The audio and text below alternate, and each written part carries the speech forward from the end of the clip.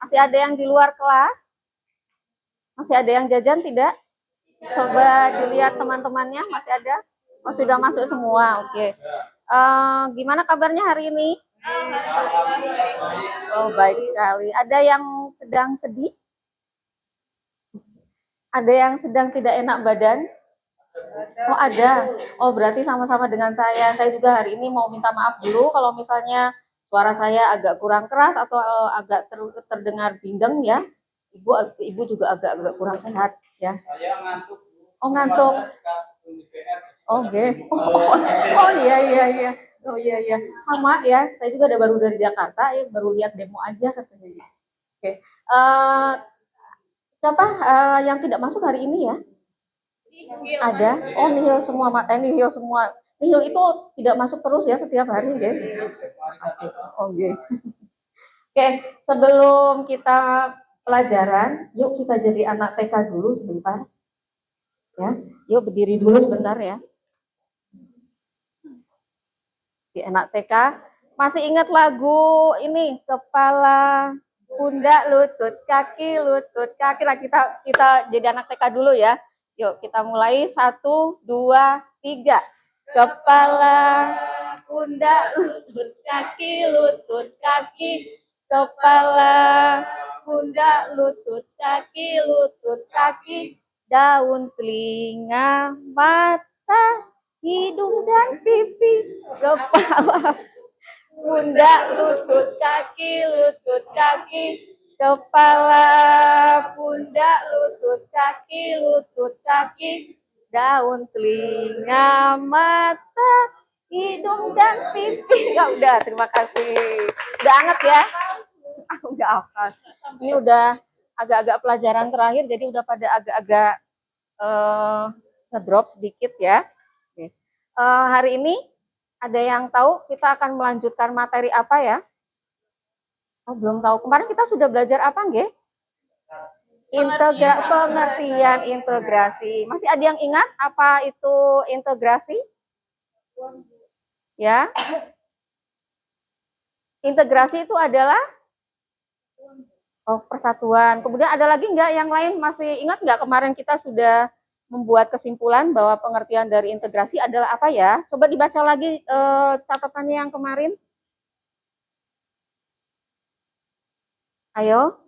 Integrasi itu sebuah sistem, sebuah perilaku, atau sebuah proses.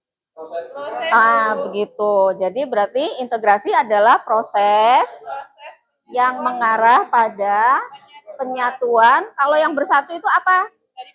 Dari unsur-unsur yang berbeda. Oke, itu materi yang lalu. Untuk hari ini tujuan pembelajaran kita itu ada murid mampu menganalisis, murid di sini berarti Anda ya, menganalisis antisipasi tantangan dan peran warga negara dalam menjaga integrasi nasional. Adapun judul dari pembelajaran kita hari ini atau materi kita hari ini itu adalah tantangan integrasi nasional. Oke.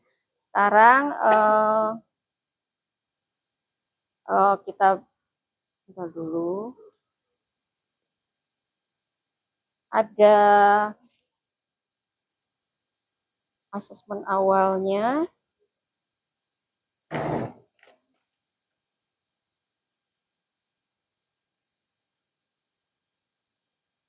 Asesmen awal nanti dulu ya.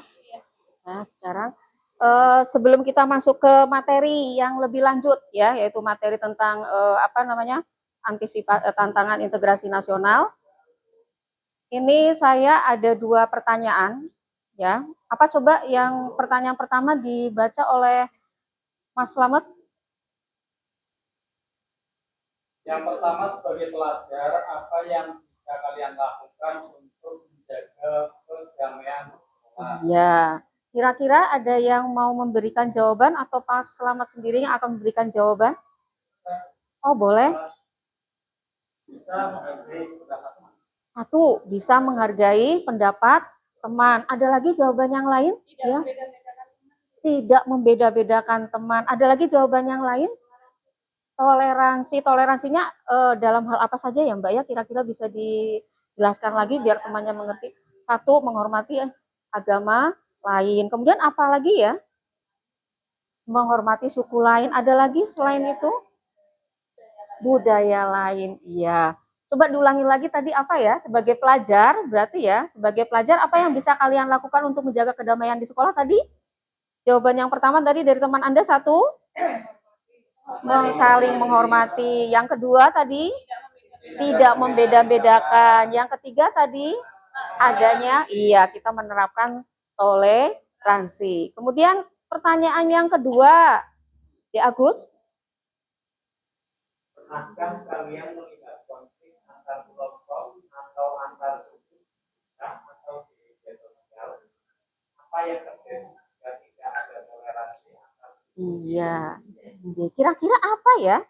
Kalau misalnya tidak ada toleransi antar suku di Indonesia itu, Konflik akan terjadi di hmm, bagus sekali. Iya, jadi ada konflik di mana-mana dan tidak akan ada penyelesaian. Kalau di peristiwa-peristiwa yang dulu ya, peristiwa-peristiwa yang sudah terjadi zaman dahulu, kira-kira ada nggak yang Anda bisa sebutkan konflik-konflik itu? Ya, apa misalnya peristiwa apa? Oh, ya yang di Sampit itu. Ya, kemudian ada lagi nggak? Di Papua. Kalau di Papua masih berlangsung sampai hari ini atau tidak ya kira-kira?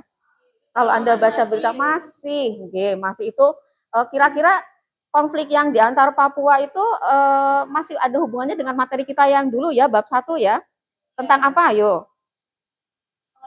Perubahan sosial budaya, yaitu dari segi hambatan yang mereka terima ya. Oke, kita lanjutkan lagi, kita sekarang masuk lagi ke materi selanjutnya. Sebelum kita masuk lagi ke pembelajaran, kita ada asesmen awal dulu. Ini ada 3 soal, tolong dijawab. Oke, tolong dijawab. Ini ada 3 soal. Soal yang pertama, apa yang dimaksud dengan tantangan integrasi nasional? Jawabannya A, upaya pemerintah meningkatkan pertumbuhan ekonomi. B, hambatan atau masalah yang dapat mengganggu persatuan bangsa. C, program kerjasama antar negara. D, kegiatan gotong royong masyarakat. Itu pertanyaan pertama dulu. Sudah dijawab semua? Sudah. Lanjut ke pertanyaan kedua. Berikut ini yang termasuk contoh tantangan integrasi nasional adalah A, gotong royong membangun jembatan desa. B, perbedaan suku, agama, dan budaya yang menimbulkan konflik. C, perayaan hari kemerdekaan bersama. D, kerjasama antar daerah dalam perdagangan. Sudah dijawab semua? Sudah. Lanjut ke pertanyaan ketiga. Ketika ada demo besar di DPR, sebagian masyarakat berbeda pendapat keras tentang suatu kebijakan.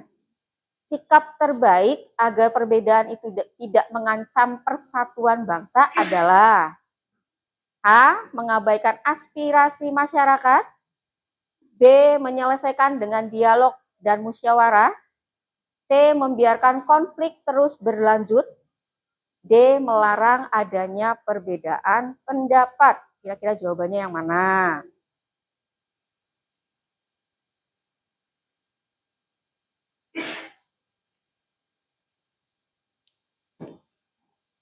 Kira-kira jawabannya yang mana? Sudah selesai? Sudah, sekarang saya beritahu jawabannya ya, kunci jawabannya. Itu untuk soal yang pertama jawabannya B.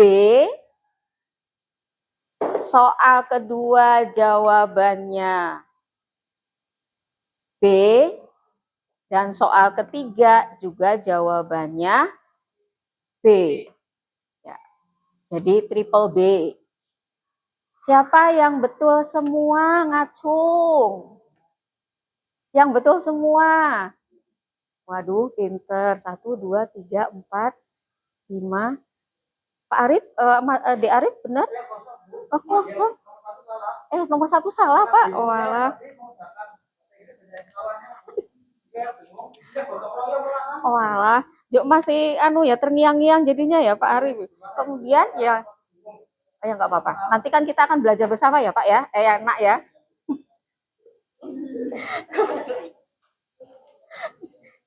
Kemudian yang betul 2 siapa? Oh ya, ada betul 2. Kemudian yang salah semua, ada yang salah semua. Tidak perlu malu ya, karena kita itu seperti biasa, seperti saya bilang, kita ini hanya kompetensi awal. Kompetensi awal itu tidak akan berpengaruh terhadap nilai Anda, ya. Ya, jadi kalau misalnya Anda merasa tadi tidak jawabannya tidak ada yang benar, jangan berkecil hati. Oke, sekarang tadi sudah saya catat yang nilainya agak tinggi ya. Kemudian mari kita lanjutkan ke tadi sudah ke pemantik. Ibu tunjukkan satu video sebentar ya, biar untuk biar kamu bisa menonton apa yang sedang terjadi akhir-akhir ini.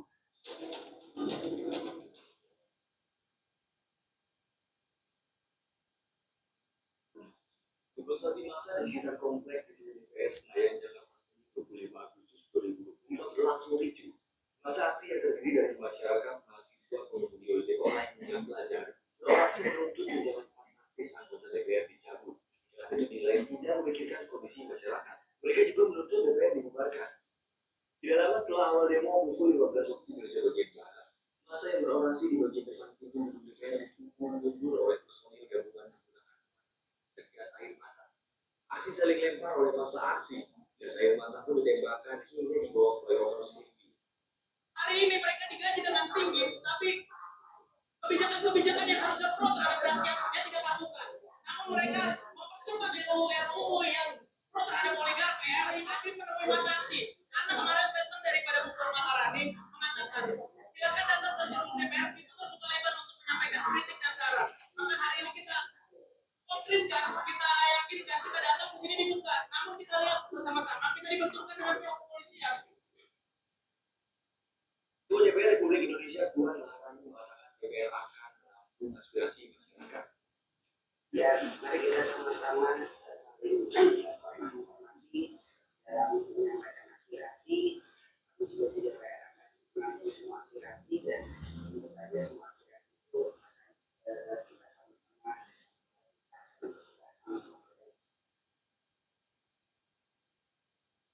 Oke, sekarang coba setelah Anda melihat bagaimana perasaan Anda ya dengan keadaan seperti itu. Setelah melihat itu. Ya, satu takut ya, karena tadi ada gontok-gontokan, orang-orang besar-besar itu ada gontok-gontokan ya, Dek ya. Terus apa lagi ya? Hah? Takut, ngeri, terus apa lagi? Sedih. Sedihnya kenapa ya, Mbak? Nah, kenapa kita tuh sama-sama bangsa Indonesia ya, itu ya, sama-sama bangsa Indonesia. Iya, betul. Iya. Ya. Jadi di sini ada pertanyaan besar ya dari setelah kita melihat dari video tadi. Mengapa kita perlu mempelajari tentang materi integrasi nasional dan kebinekaan ini? Ya, karena kita itu yang kedua, apa kaitannya dengan masa depan kalian? Kalau misalnya suasana seperti tadi itu akan berlangsung dalam jangka waktu yang panjang. Ada yang mau memberikan pendapatnya? Yang pertama, boleh?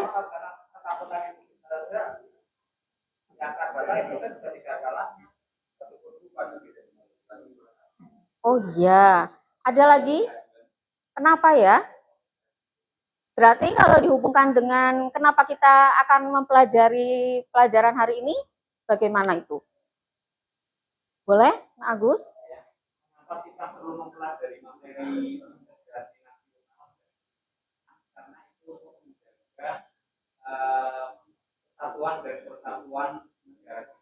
Iya, yang paling penting utama itu adalah untuk menjaga persatuan dan kesatuan. Oke, ada lagi yang lain yang bisa mengkaitkan lagi setelah menjaga persatuan dan kesatuan itu pentingnya untuk apa sih?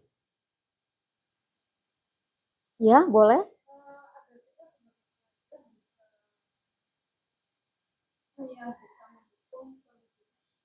Iya, satu, ya itu untuk pelajaran bagi kita semua, oke. Dan yang paling penting yang kedua itu adalah untuk menjaga keda kedamaian. Nah, misalnya kita ya, kita di jalan pengen jalan-jalan tapi hari itu ada demo, kita jadi jalan-jalan tidak? Tidak ya, atau kita lagi di sekolah, kita tiba-tiba di luar nyiung nyiung nyiung nyiung nyiung gitu ya, eh, ada banyak suara kerusuhan-kerusuhan, kita nyaman atau tidak? Nah itu, jadi inti utamanya adalah untuk kehidupan kita juga ya, kehidupan kita agar kehidupan kita itu apa tadi? Berjalan dalam dalam kenyamanan. Seperti itu ya. Oke. Selanjutnya eh, ini ya. Jadi jawabannya ini tadi. Jadi secara umum itu untuk apa? Untuk belajar integrasi nasional di kebinekaan itu supaya tahu caranya menjaga persatuan di tengah perbedaan, ya, dan yang lain-lainnya. Selanjutnya kita masuk ke video ya. Nanti jangan lupa, nanti saya akan memberikan video pembelajaran ya. Kemudian Anda catat ya hal-hal yang Anda anggap penting. Karena nanti catatan-catatan Anda itu akan berguna untuk mengerjakan LKPD yang nanti akan kita kerjakan bersama-sama.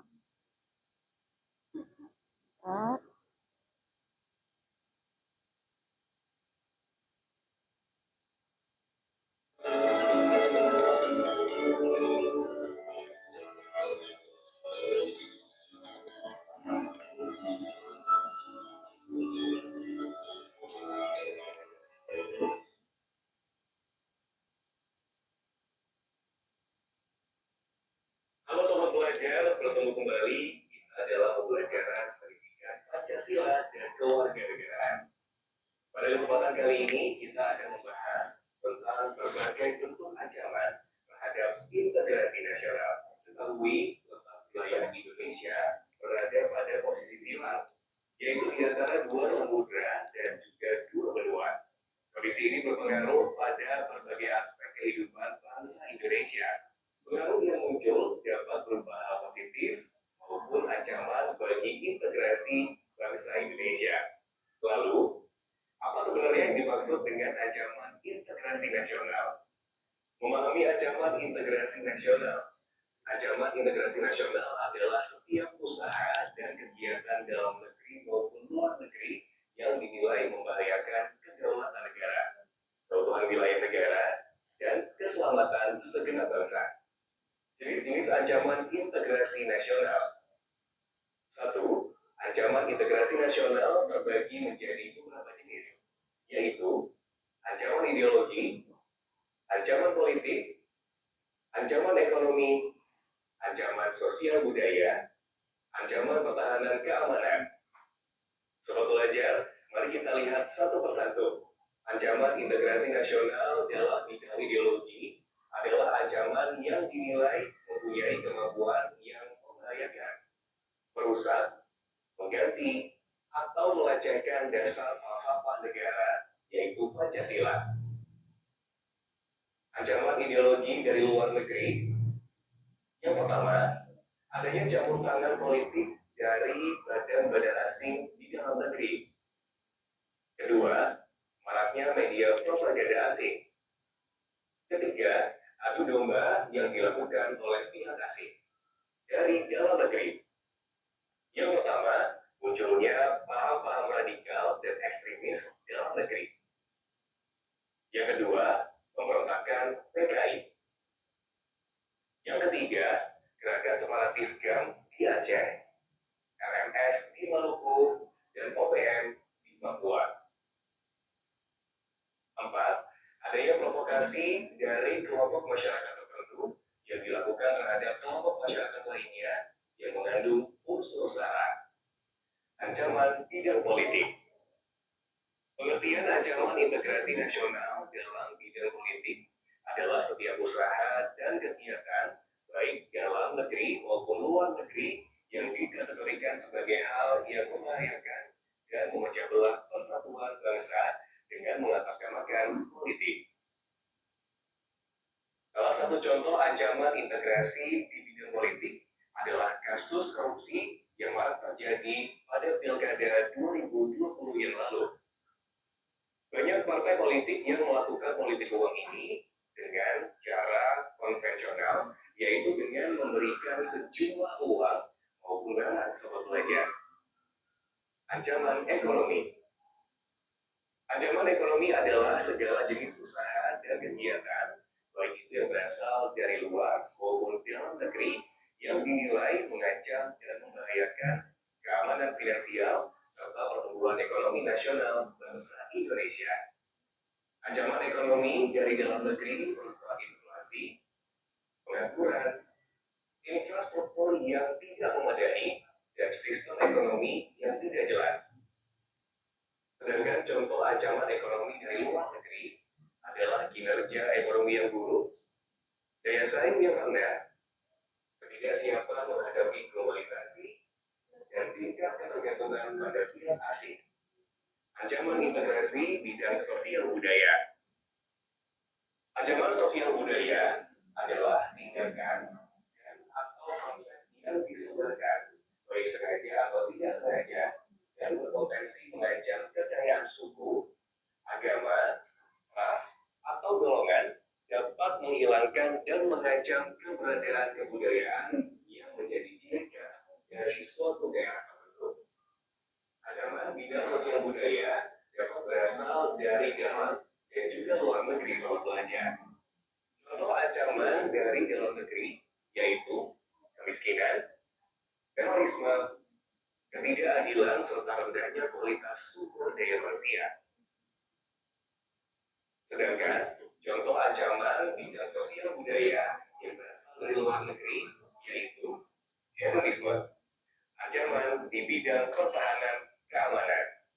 Ancaman di bidang pertahanan keamanan adalah ancaman yang menggunakan kekuatan bersenjata dan terorganisasi yang dinilai mempunyai kemampuan membahayakan kedaulatan sebuah negara, keutuhan wilayah, dan keselamatan segenap bangsa.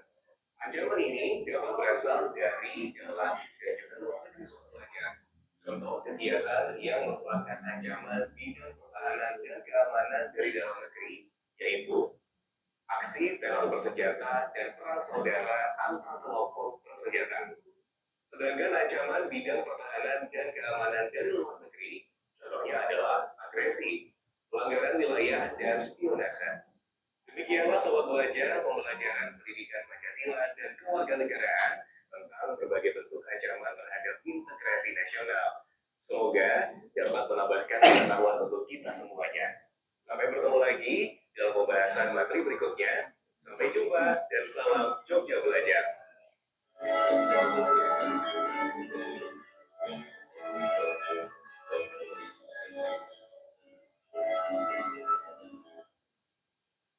Kita kembali lagi ke materi. Tadi sudah dicatat ya, tadi saya sudah keliling, Anda sudah membuat catatan sendiri-sendiri.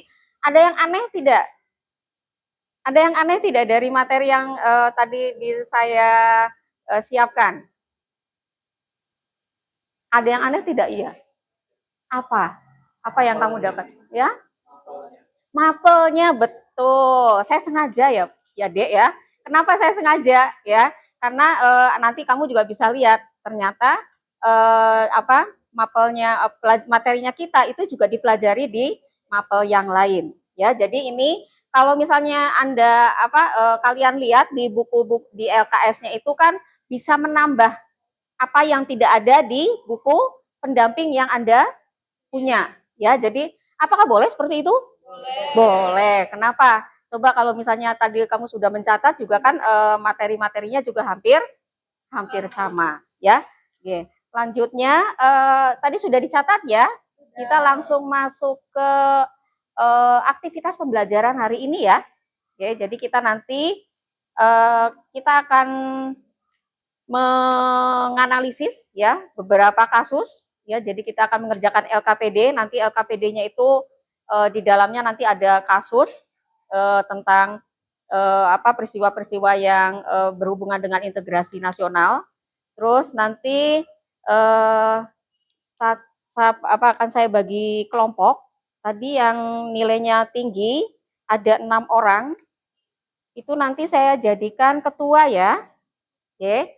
Tadi yang tinggi itu ada Mas Agus, kemudian ada Mas Slamet, ada Mbak Lina, ada Mbak Isti, ada Mbak Ratna, dan ada Mbak Nani juga ya. Itu jadi ketua ya. Oke. Ini saya tadi sudah membagi. Oh ya, ini nanti kelompok 1 karena kasusnya saya tidak memberikan kasus banyak, hanya ada kasus 3. Nanti ada kelompok yang menjadi pembanding ya. Jadi ada 2 kelompok yang mempunyai kasus yang sama. Jadi nanti kita bisa biar ada tahu perbandingan dari pemahaman Anda sekalian. Ini coba dicatat ya nama-nama kelompoknya. Nanti Mas Agus kelompok 1, ketua kelompok 1, Mas Slamet ketua kelompok 2, kemudian Dek Lina kelompok 3, Mbak Isti kelompok 4, Mbak Ratna kelompok 5, dan Mbak Nani kelompok 6. Dicatat ya itu ya, tim-timnya sudah dicatat? Sudah. Jadi masing-masing kelompok ada berapa orang? Ada berapa orang itu coba? 4. Sekarang Anda langsung membuat setting kelasnya, ayo. Langsung berkelompok dengan teman-temannya. Nanti kalau sudah selesai, baru akan saya bagikan lembar kerjanya.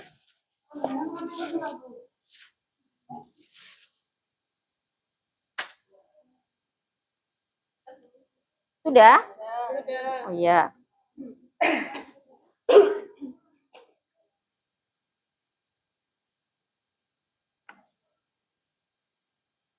Kelompok. Tadi siapa? Lupa saya. Pak Agus? Oh iya. Pak Agus berarti kasus 1 ya. Kemudian Pak Slamet kasus 2. Kemudian Mbak Lina kasus 3. Kemudian Mbak Isti kasus 1 ya. Kasus 1. Mbak Ratna kasus yang 2. Silakan saya beri waktu untuk berdiskusi selama 20 menit. Saya beri lembar untuk mengerjakannya.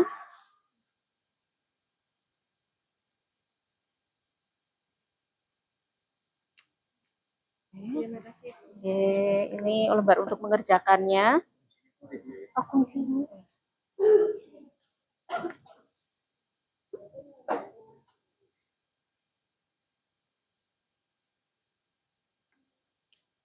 Jangan lupa ditulis nama kelompoknya nanti, nggih. Iya, Bu.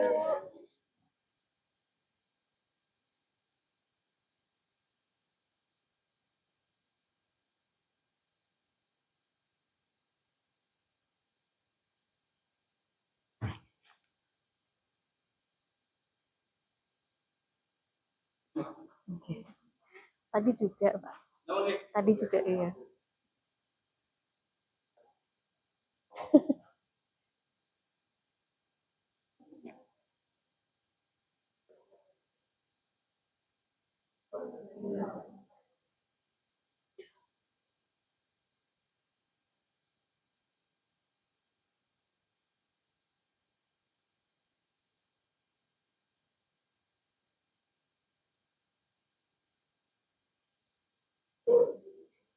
bilang langit, kamu tangannya ke atas ya, sambil ditepuk ke atas, nggih. Nanti kalau saya bilang bumi, kamu injak bumi, bruk ya. 1, 2, 3, langit. 2, langit. Bumi. Langit. Bumi 2. Sudah selesai. Sekarang sebelum kita maju presentasi, mungkin kita penyegaran dulu untuk menyanyikan lagu dari Sabang sampai Merauke. Ada yang tidak hafal? Atau apa semua? Ya, kita nyanyi bareng-bareng ya. 1, 2, 3. Ya, boleh. Berdiri juga boleh. Oke, 1, 2, 3. Dari Sabang sampai Merauke, berjajar pulau-pulau, sambung menyambung menjadi satu. Itulah Indonesia. Indonesia tanah airku, aku berjanji padamu, menjunjung tanah airku Indonesia. Bagus sekali, terima kasih. Nah, kita sekarang mulai untuk presentasi ya. Ini saya sudah membuat undian arisan ya. Silakan masing-masing ketua kelompok untuk mengambil nomor undian nanti yang akan maju ke depan. Siapa dulu, kelompok mana dulu? Silakan. Pak, satu ada. Ini Bu satu Bu. Oke. Satu. Oke. 2. Ya. Siapa yang undian pertama? Siapa undian pertama? Oh iya, silakan Mbak Lina dan kelompoknya boleh ditemani. Kelompok yang lain nanti bersiap-siap menanggapi, nggih. Dan kalau bisa, masing-masing kelompok yang lain mengajukan pertanyaan. Assalamualaikum warahmatullahi wabarakatuh. Waalaikumsalam warahmatullahi wabarakatuh. Perkenalkan, kami dari kelompok 3 akan mempresentasikan hasil diskusi kami untuk studi kasus nomor 3. Sebelum menjawab pertanyaan dari studi kasus, izinkan saya untuk membacakan terlebih dahulu dari soal di studi kasus 3. Studi kasusnya adalah seperti ini. Pada periode 1999 hingga tahun 2002, Kepulauan Maluku, terutama Ambon dan juga Halmahera, mengalami konflik horizontal serius antara umat Muslim dan Kristen yang disebabkan oleh ketegangan etnis, politik, dan konflik sejarah. Kekerasan meliputi pogrom, pembakaran desa, pengusiran, dan penumpasan komunitas tertentu. Diperkirakan hingga 5.000 orang tewas dan sekitar 700.000 orang mengungsi dalam konflik. Keamanan sempat dikendalikan oleh milisi dan aparat, hingga akhirnya kesepakatan Malino II ditandatangani pada 13 Februari 2002 sebagai kesepakatan perdamaian. Untuk tugasnya, di pertanyaan yang pertama, sebutkan 2 kelompok agama yang terlibat konflik. Menurut kelompok kami, yang terlibat konflik dalam kasus tersebut adalah umat Muslim dan juga umat Kristen. Kemudian pertanyaan kedua, estimasi berapa jumlah korban tewas dan juga pengungsi. Ada 5.000 orang yang tewas dan juga 700.000 orang yang mengungsi. Kemudian yang ketiga, sebutkan metode kekerasan yang digunakan dalam konflik.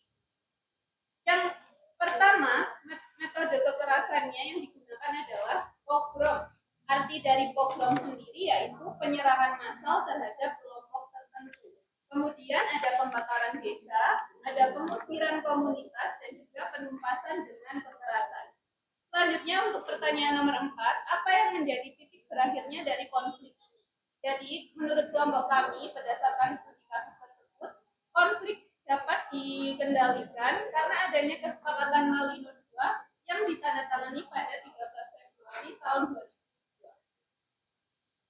Selanjutnya untuk bagian yang B, tuliskan 2 tantangan utama dari konflik tersebut dan beri penjelasan singkat. Berdasarkan diskusi kelompok, didapatkan 2 tantangan utama dari rasa saling curiga antar agama yang menyebabkan sulitnya membangun kembali kepercayaan sosial. Kemudian yang kedua, karena adanya kerugian sosial ekonomi, yaitu dengan adanya konflik banyak desa itu menjadi hancur dan pengungsi kehilangan tempat tinggal sehingga memperlambat pemulihan masyarakat. Untuk bagian yang ketiga, tuliskan 3 tindakan nyata yang dapat dilakukan masyarakat termasuk pelajar untuk memperkuat kerukunan antar agama. Yang pertama yaitu kita bisa mengadakan kegiatan lintas agama seperti bakti sosial, diskusi, atau kerja bakti bersama. Kemudian yang kedua, kita juga harus menghargai perbedaan keyakinan dan tidak menyebarkan ujaran kebencian. Yang ketiga, kita harus aktif di dalam organisasi pemuda ataupun pelajar yang nantinya menanamkan nilai-nilai toleransi.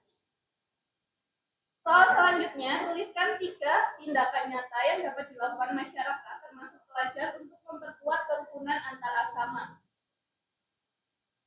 Yang pertama, kita bisa melakukan belajar mengenai sejarah konflik untuk mengambil pelajaran dan tidak akan mengulanginya.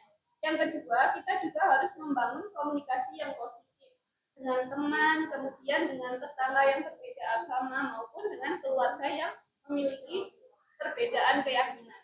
Dan yang ketiga, kita harus mengutamakan musyawarah dan juga dialog dalam menyelesaikan perbedaan pendapat. Kemudian di bagian yang D, menuliskan opini singkat mengenai toleransi. Toleransi jalan damai di tengah perbedaan. Konflik Maluku pada periode 1999 hingga 2002 memberi pelajaran berharga bahwa perpecahan atas dasar agama hanya membawa penderitaan dan kerugian besar bagi bangsa. Toleransi menjadi kunci utama agar masyarakat dengan latar belakang berbeda bisa hidup berdampingan secara damai. Dialog lintas agama penting dilakukan karena membuka ruang saling memahami, menghargai, dan juga mengurangi prasangka. Melalui dialog, setiap pihak dapat menyampaikan aspirasi tanpa kekerasan, sekaligus menemukan titik temu demi kebaikan bersama. Di era modern, integrasi nasional hanya dapat terjaga jika seluruh warga negara mampu mengedepankan toleransi dan persatuan di atas perbedaan. Bagi pelajar, membangun persahabatan tanpa membedakan agama adalah langkah sederhana, namun bermakna dalam menjaga keutuhan bangsa. Dengan toleransi dan dialog, Indonesia akan tetap kokoh sebagai rumah bersama yang damai bagi seluruh rakyatnya. Demikian presentasi dari kelompok kami. Mungkin ada yang menanggapi, silakan. Ya Pak, ya Mas Arif, silakan. Terima kasih atas yang tadi yang disampaikan. Sesuai dengan kasus yang ada. Saya juga ingin tanya apa pendapat kelompok dengan kemudian kelompok itu bagaimana?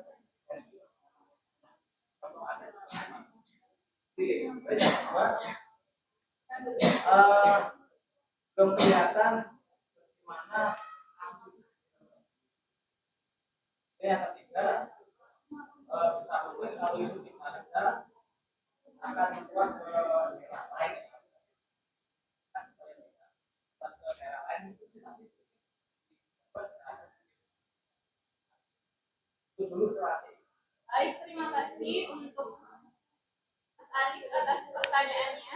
Izinkan kelompok kami untuk menjawab. Yang pertanyaan pertama, bagaimana tanggapan kelompok kami terkait dengan kasus yang ada di Maluku? Menurut kelompok kami, kasus yang terjadi di Maluku mungkin saja terjadi karena di sana memang masyarakatnya itu tidak hanya beragama yang homogen, mereka memiliki agama yang berbeda-beda, sehingga adanya perbedaan pendapat itu pastinya bisa memicu adanya konflik di antara kedua belah pihak seperti itu. Dan kemudian konflik yang terjadi di Maluku itu bisa menjadi besar karena mungkin adanya provokasi dari beberapa oknum mungkin yang akhirnya membuat konflik tersebut bisa berakhir menjadi kerusuhan seperti itu sampai menyebabkan korban jiwa. Bahkan tadi yang tewas itu 5.000 orang dan yang mengungsi sampai 700.000 orang, berarti skalanya sudah sangat besar.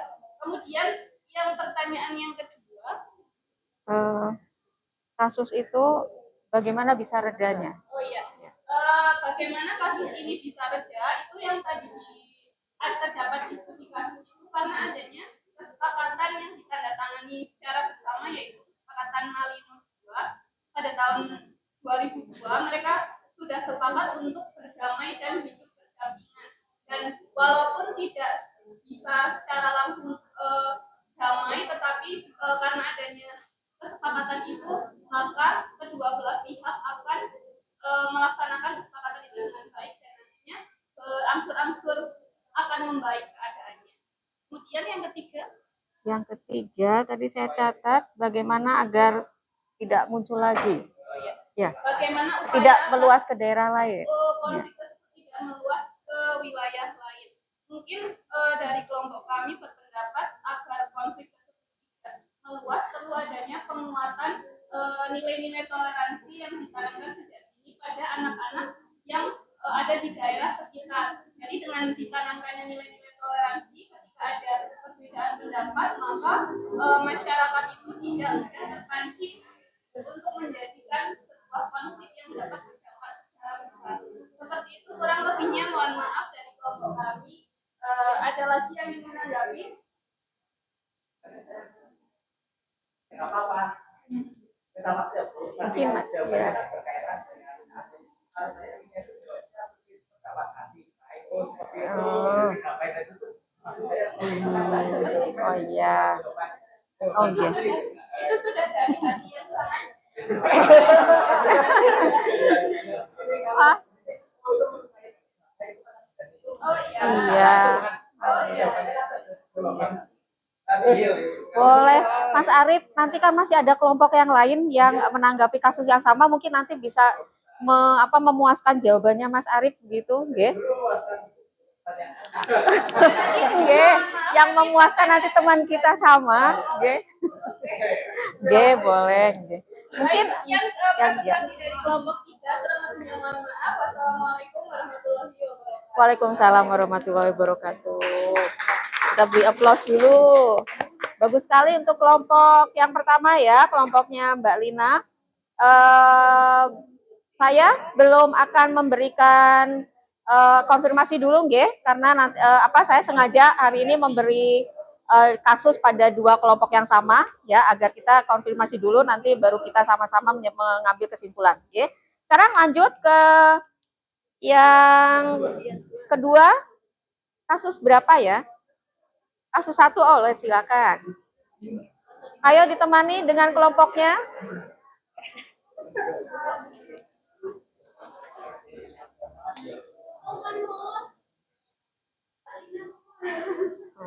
Oh.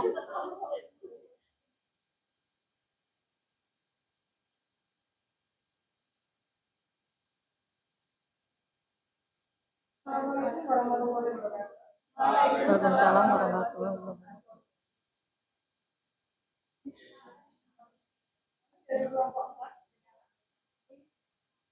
Ade, Java, dan Agis akan mencoba untuk mempresentasikan hasil diskusi dari kelompok kami, yaitu kasus studi yang pertama tentang kerusuhan di Kediri.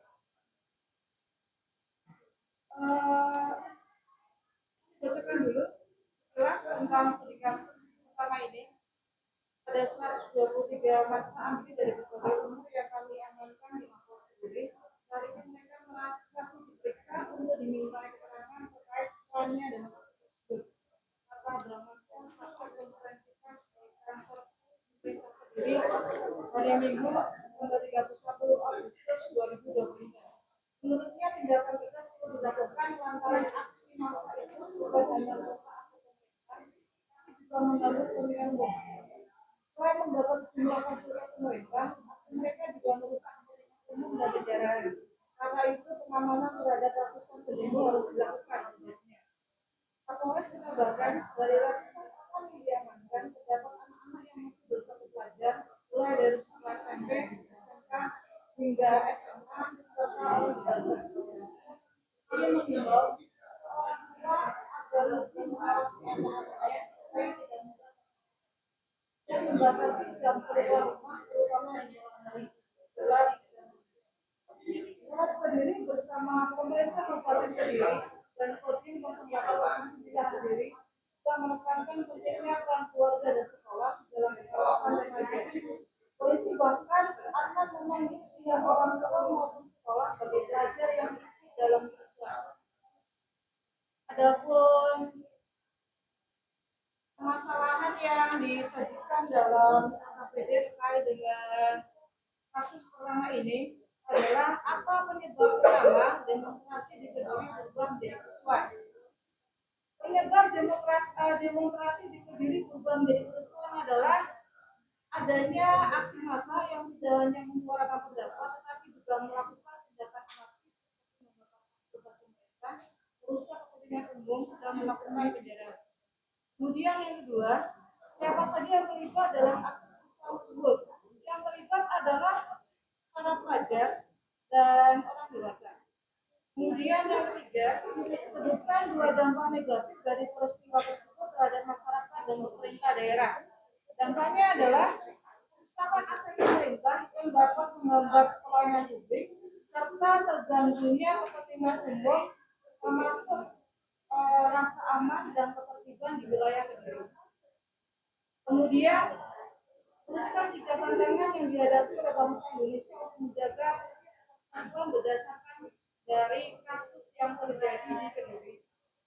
Yang pertama adalah provokasi dan tindakan anarkis. Kemudian yang kedua, ketegangan sosial dan politik. Kemudian yang ketiga, kerusakan fasilitas umum dan pemerintah. Kemudian yang kedua, sebagai pelajar apa yang bisa kami lakukan untuk mencegah terjadinya aksi kekerasan seperti yang terjadi di Kediri? Yang bisa kami lakukan sebagai pelajar untuk mencegah terjadinya aksi kekerasan seperti yang terjadi di Kediri adalah yang pertama, menyampaikan pendapat dengan cara damai dan bijak. Kemudian yang kedua, memilih kegiatan yang positif. Kemudian yang ketiga, Tadi kalau saya tidak salah ingat, untuk kasus yang terjadi itu bukan hanya dari mahasiswa saja, tapi dari kalangan pelajar. Yang salah satunya adalah pelajar SMP yang notabene masih di bawah umur. Menurut Mbak Iswi, bagaimana mensikapi siswa SMP yang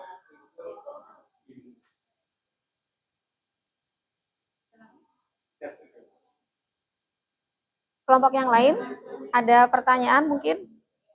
bagaimana Ada? menyikapi Oke, pelajar SMP kalau seandainya ketahuan seorang pelajar SMP seperti saya seperti ini ya. mahasiswa yang pertama tentang penolakan undang-undang minerba. Kemudian yang kedua tuntutan untuk pendidikan gratis, namun ada tambahan sebetulnya ini ada tambahan tentang evaluasi makan bergizi gratis. Karena seperti dilihat di YouTube itu di Bonbon atau siapa itu kalau selalu menanyakan apakah sudah makan gratis sampai sini, ternyata saya lihat selalu jawabannya belum. Sekolah kita juga belum. Belum ya? Kemudian yang kedua adanya bentrokan mahasiswa dan warga masyarakat sekitar. Jadi bentrokan tidak hanya dengan aparat keamanan, tetapi mahasiswa ini terlibat bentrok dengan masyarakat sekitar. Kemudian yang ketiga ini pertanyaannya bagaimana peran aparat kepolisian dalam kendalian situasi. Nah ini aparat keamanan kepolisian ini berusaha mengkondisikan kejadian mungkin bisa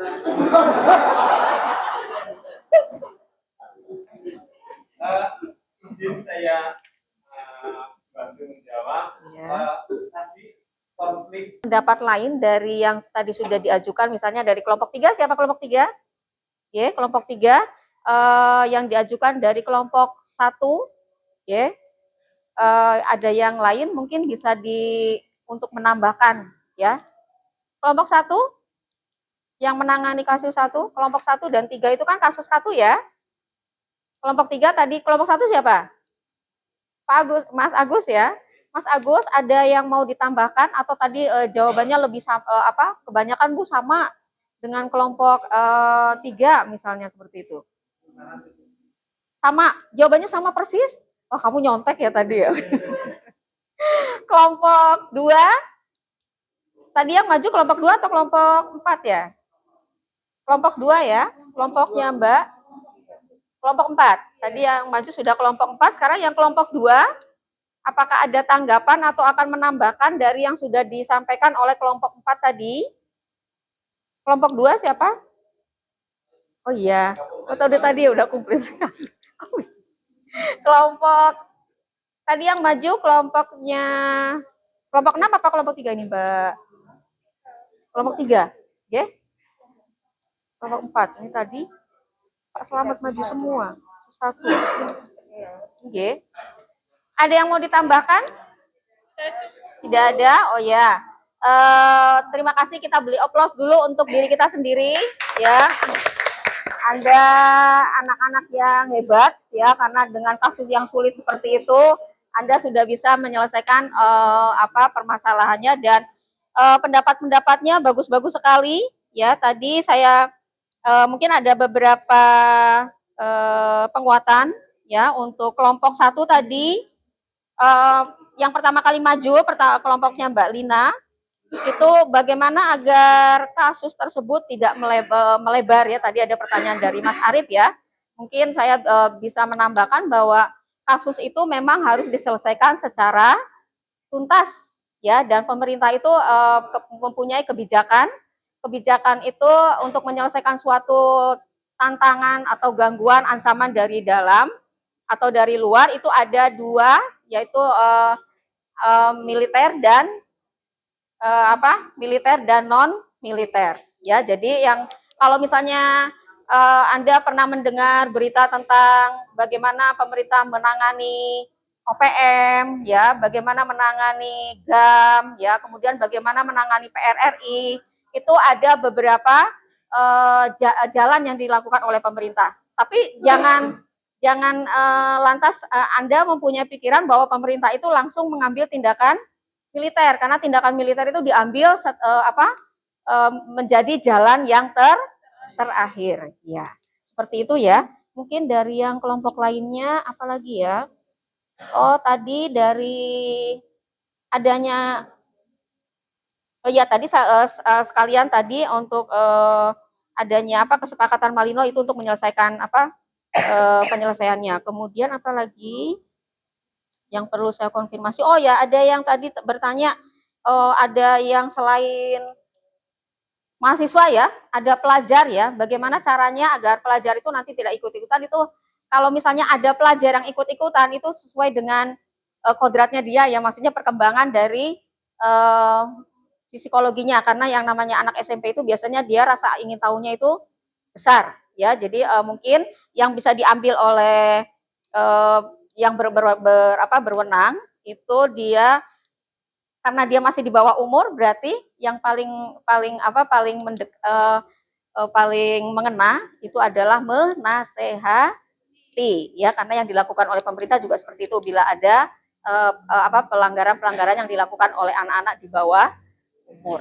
Ya mungkin cukup sekian dulu untuk konfirmasi. Masih ada yang mau ditanyakan lagi? Ada yang kalau merasa tidak puas dengan tadi hasil dari teman-teman, atau mau ada yang mau ditanyakan ke saya? Iya. Iya. Oh ya. Kalau di dalam keluarga ada. Ya. Sekali lagi. Oh iya. Gini. Ketika Anda menjadi pelajar SMP, itu apa yang harus dilakukan ketika ada konflik ya? Ketika ada konflik, kira-kira ada yang bisa menjawab? Kira-kira apa yang harus Anda lakukan ketika Anda misalnya melihat ada suatu konflik? Kelompok yang lain, satu ada lari katanya ya. Terus apalagi yang kedua? Melaporkan ke pihak yang berwajib. Yang ketiga, ada lagi yang lain? Yaitu tadi Pak, sesuai dengan usianya. Kalau anak SMP itu misalnya sama dengan ketika kita menghadapi bullying ya Pak. Yang menghadapi bullying itu yang harus pertama dilakukan itu adalah menghindar. Itu yang pertama. Kalau misalnya kita tidak bisa menghadapi, kita yang pertama itu harus menghindar. Yang kedua, baru yang paling penting itu kalau misalnya kita berani melaporkan, kita harus melaporkan seperti itu. Oke. Ada lagi atau yang punya pendapat lain? Ya, karena nanti kalau misalnya anak SMP kok ikut-ikutan, nanti yang dihadapi itu kan anak dewasa ya tidak sesuai bukan lawannya lah. Oke. Ada yang ditanyakan? Tidak ada? Oke, kalau tidak ada, alhamdulillah materi aktivitas pembelajaran kita sudah selesai. Hari ini mari kita membuat kesimpulan bersama-sama.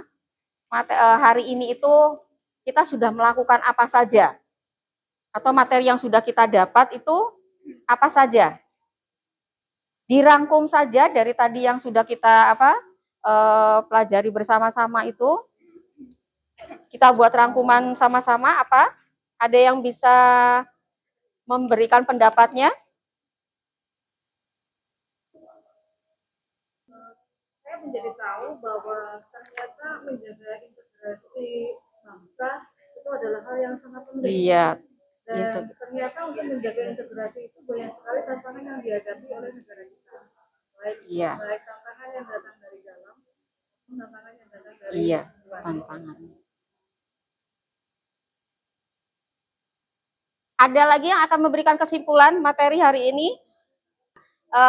Ancaman yang dari Ipolexus itu ya, ideologi, politik, ekonomi, sosial, budaya itu sama-sama mempunyai derajat yang sama untuk membahayakan bagi integrasi bangsa kalau misalnya tidak diselesaikan dengan baik seperti itu. Setuju? Atau kok ada yang tidak setuju? Oh, setuju, ya. Kemudian masih ada kesimpulan lain? Iya. Saya tadi kan lihat di internet, ternyata Google itu tunjangan pembangunan itu Iya. Iya, betul. Nggih. Nggih. Iya, betul. Ya, itu salah satunya. Ya, jadi ada ketidakadilan pembangunan itu juga menjadi salah satu dari pemicu dari konflik ya. Jadi mungkin hari ini kita bisa mengambil kesimpulan satu ya, bahwa antisipasi untuk tantangan dan integrasi itu satu, kita harus mengutamakan musyawarah. Oke. Yang kedua yaitu dengan memperkuat nilai-nilai Pancasila ya. Kemudian yang ketiga, kita itu tadi ya yang tadi dibilang oleh De Agus bahwa pemerataan pembangunan di seluruh daerah itu juga penting. Kemudian adanya pendidikan karakter dan wawasan kebangsaan. Kemudian kesimpulan yang lain, kita juga harus meningkatkan toleransi. Oh iya, dari tadi masih ada yang belum menyimpulkan tentang peran warga negara. Sebenarnya kalau misalnya kamu baca dari tugas yang sudah kamu buat itu tadi ada ya, peran warga negara dalam menjaga integrasi nasional itu satu adalah menjaga keutuhan, ya. Yang kedua, menghargai perbedaan suku. Yang ketiga, menolak segala bentuk provokasi. Yang kelima adalah menjunjung tinggi hukum dan peraturan. Ya, dan yang terakhir adalah menjadi generasi yang cinta tanah air. Alhamdulillah, mungkin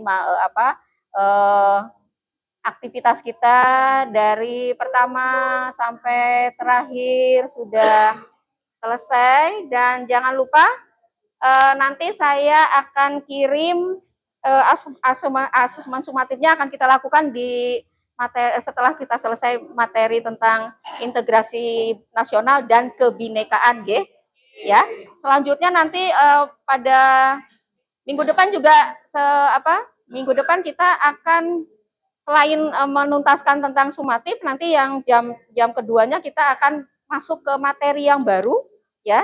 Materi yang baru itu tentang konsep dasar ilmu sejarah, ya. Jadi Anda di rumah disiapkan ya, dibaca-baca lagi materi tentang dasar-dasar ilmu sejarah. Oke, terakhir saya tidak bisa menayangkan gambar ya. Di sini ada gambar. Kalau tadi kita sudah melihat tayangan tentang demo ya, di sini tadi saya punya gambar itu orang itu menyatakan kita Indonesia tapi dalam bahasa yang berbeda-beda. Misalnya ada yang bilang pakai bahasa Inggris orang blasteran lah ya, Indo bilangnya one Indonesianis ya. Kemudian nanti orang Batak bilang hita sadaba, itu artinya kita bersatu ya. Kemudian orang Manado itu juga nanti bilang torang satu toh ya. Kemudian ada orang Jawa bilang siji ya. Nanti ada orang Ambon bilang en Indonesi ya, dan yang terakhir nanti kita orang Papua bilang kita rong satu wahahaha ya. Jadi itu yang harus kita jaga bersama-sama bahwa kita adalah satu Indonesia. Udah, terima kasih untuk pelajaran hari ini. Mari, karena kita pelajaran terakhir ini ya, silahkan berkemas-kemas. Nanti kalau sudah berkemas-kemas kita sekarang bagiannya Dek Selamat ya untuk memimpin doa.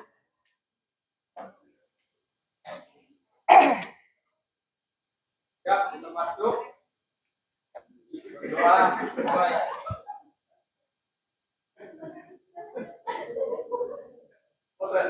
Terima kasih. Assalamualaikum warahmatullahi wabarakatuh. Waalaikumsalam warahmatullahi wabarakatuh. Hati-hati di jalan.